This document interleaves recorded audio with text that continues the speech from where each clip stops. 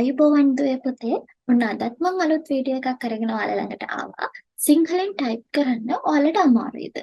මම අද යන්නේ ලේසි ක්‍රමයක් කියලා දෙන්න සිංහලෙන් ටයිප් කරන්න. එහෙනම් යමු අපි අද වීඩියෝ එකට. අපි උපාධියක් හෝ ඩිප්ලෝමා එකක් යම් පාඨමාලාවක් හදාරන විට අපි ගොඩක් පුරුදු වෙලා තියෙන්නේ ඉංග්‍රීසි මාධ්‍යයෙන් තමයි හදාරන්නේ. හැබැයි සමහර පාඨමාලා තියෙනවා අපිට හදාරන්න වෙන්නේ සිංහල මාධ්‍යයෙන්. සිංහල මාධ්‍යයෙන් හදාරන පාඨමාලාවල් වලදී අපිට යාලා දෙන ඇගයීම් වගේ දේවල් කරන්න වෙන්නේ සිංහල භාෂාවෙන්. එතකොට අපිට අසයින්මන්ට් එක නැත්නම් ඇගයීම ටයිප් කරන්න වෙන්නේ සිංහලෙන්. හැබැයි අපිට කම්පියුටරේ හරි ලැප් එකේ හරි කීබෝඩ් එකෙන් ඉංග්‍රීසි ටයිප් කරන්න පුළුවන් වුණාට සිංහලෙන් ටයිප් කරන්න අමාරුයි. ඇයි සිංහලෙන් ටයිප් කරන්න අමාරු? අපි සාමාන්‍යයෙන් ඒ අකුරෙන් අයන්නේ කියලා හිතාගෙන හිටියට කීබෝඩ් එකේ ඒ අකුරෙන් අයන්න නෙමෙයි. ඒ අකුරෙන් හල් කිරීම. මෙන්න මේ විදිහට සිංහල වචනයි ඉංග්‍රීසි අතර වෙනසක් තියෙන නිසා අපිට කීබෝඩ් එකෙන් සිංහල ටයිප් කරන්න අමාරුයි. ඉතින් දුවේ පුතේ මම අද කියලා දෙන්න යන්නේ ලේසි ක්‍රමයක් සිංහල ටයිප් කරන්න. අපි බලමු මොකක්ද ඒ ක්‍රමය කියලා. ඔයාලා පාවිච්චි කරන මොකක් හරි වෙබ් බ්‍රවුසර් එකකට මුලින්ම යන්න ඕනේ. මම පාවිච්චි කරන්නේ Google Chrome එක. එතනින් ගිහිල්ලා ගහන්න Google import online. මෙන්න මෙහෙම search bar එකේ ගහලා search කරන්න. එතකොට ඔයාලා දැක ගන්න පුළුවන් වෙබ්සයිට් එකක් suggest වෙලා තියෙනවා try Google input tools online. මේක click කරන්න.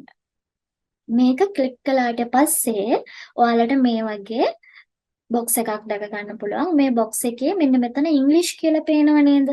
අපිට English typing නෙමෙයි ඕනේ, අපිට ඕනේ සිංහල. ඒ නිසා අපි මෙතනින් සිංහල කියලා තෝරගන්නවා.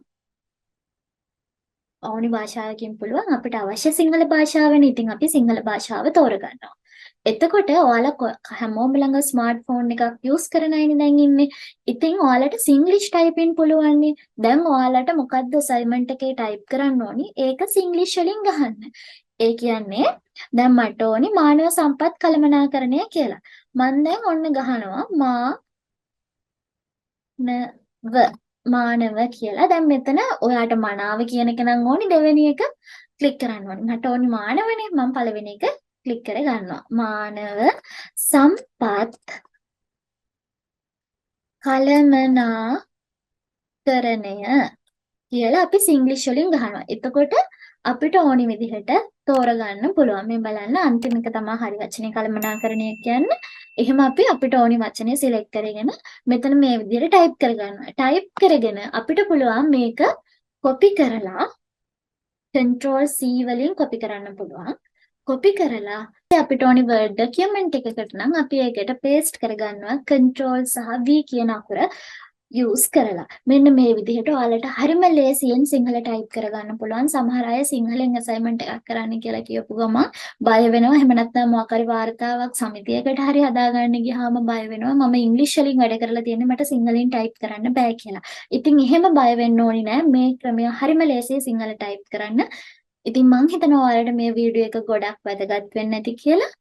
අපි ආයෙත් ළඟදීම හමු වෙමු.